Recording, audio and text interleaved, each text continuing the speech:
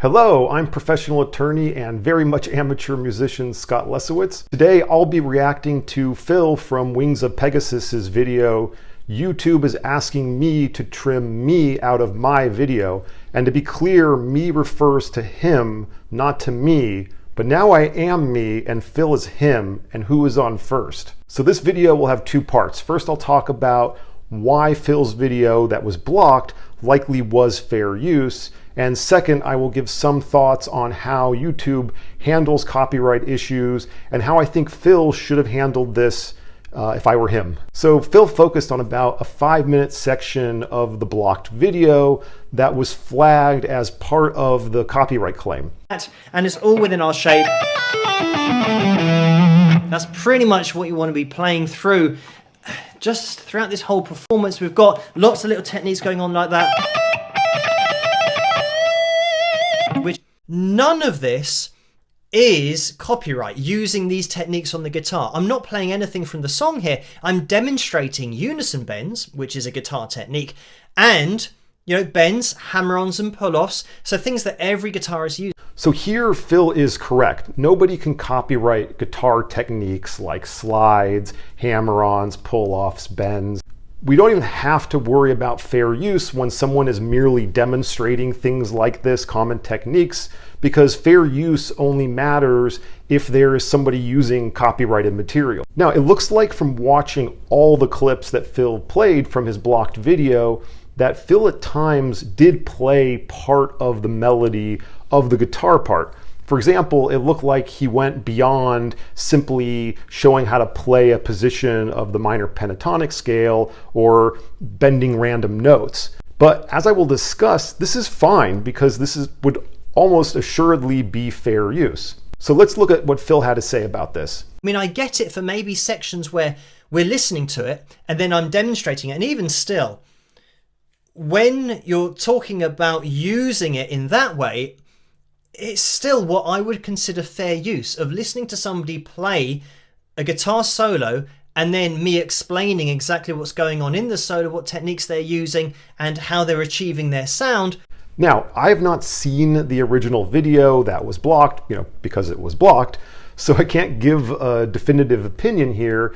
And I assume that parts of the video that caused it to get blocked were not shown to us in the new video because otherwise the new video would have been blocked too. That said, it looks pretty clearly to me to be fair use. Phil's analyzing the guitar part and how to play it. It also appears that Phil is stopping and discussing as he plays. So on to part two. It seems from the following comment by Phil that the video was blocked automatically, not by a human. It's difficult because on YouTube, obviously it's all automated. So a computer can't decide whether I've just taken that few seconds and now I'm explaining it. So I want to point out here that I'm a big believer in fair use and the importance of protecting fair use.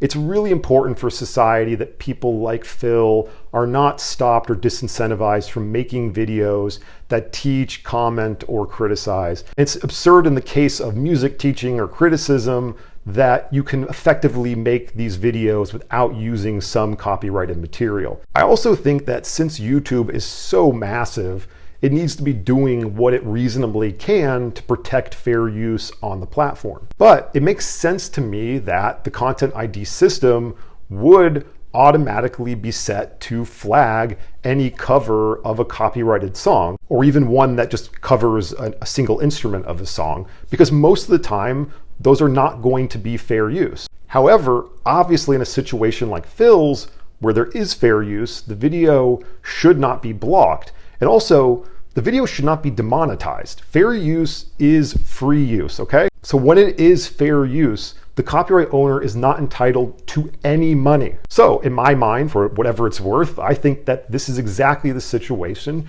in which Phil should dispute the Content ID claim. By doing that, the copyright owner or someone on their behalf will have to actually look to see if the Content ID claim is valid and whether it should be reinstated or whether they cannot because it's fair use. And my understanding is that in situations like this, oftentimes the copyright owner just lets it go. I made a video already discussing this in more depth about Phil's video from a few weeks ago, discussing copyright on YouTube.